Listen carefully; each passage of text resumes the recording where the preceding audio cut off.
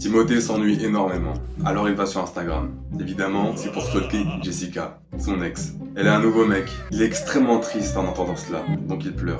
C'est pas parce qu'on pleure qu'on est faible, il faut vider son sac. Et petit à petit, Timothée tombe dans le cercle vicieux de la tristesse. Il écoute des musiques tristes tous les jours, il fume de la weed, la dépression le guette. Héraclès Héraclès est aussi immuable que le passé, aussi dur que la roche, aussi stoïque que Marc Aurèle. Flegmatique et immuable, Héraclès a compris que pleurer n'allait pas l'aider. Au contraire, et même quand il est au bord des larmes, il ne cède jamais. Il résiste à l'assaut.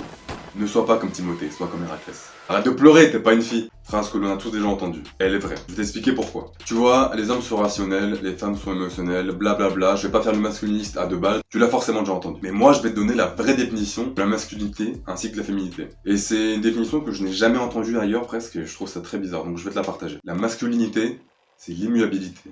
La féminité, c'est le changement. C'est pour cela que les deux se complètent aussi bien, c'est parce qu'ils sont complètement opposés. En tant qu'homme, rien n'est censé changer qui tu es. Tu dois rester toi-même. Alors là, je te vois venir, hein. Il s'agit pas de se goinfrer de faute toups et de regarder la dernière série en vogue sur Netflix en une semaine. C'est juste que tu dois être aussi immuable que le passé. Rien ne doit pouvoir te changer, rien ne doit pouvoir changer ton humeur. Il ne s'agit pas non plus de ne pas réagir quand quelqu'un veut te mettre une patate, c'est complètement stupide. Parce que le mec il va partir en single leg et il va te soumettre comme la dernière des salopes en jeu de gatami. Mais face à la vie, face aux événements difficiles, etc., il faut être flegmatique, c'est-à-dire rester calme et être maître de ses émotions. Tu n'es pas tes émotions, tu es l'âme qui les ressent. C'est vraiment très spirituel en réalité. Et donc là tu vas me dire, oui mais fils de pute, moi je voulais juste être gras masculin pour retourner toutes les meufs de mon taf ou de mon lycée. En fait la masculinité ce n'est pas les 10K par mois, ce n'est pas les muscles, ce n'est pas les femmes qui ne t'aiment pas. Ça c'est superficiel.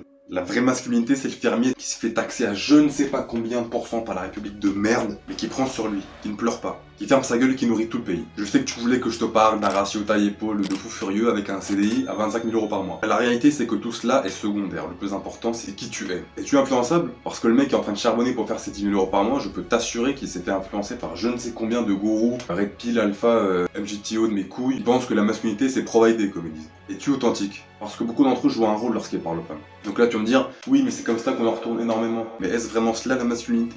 Ne pleure jamais, ne pleure pas, ne cède jamais. Pleurer ne t'aide pas, pleurer te réconforte dans ta tristesse. Écoute pas ce qu'on te dit, ne sois pas émotionnel. Parce que tu sais ce que ça donne d'être émotionnel? School shooter, violeur, meurtrier. Donc ne sois pas émotionnel, sois un homme, sois toi-même.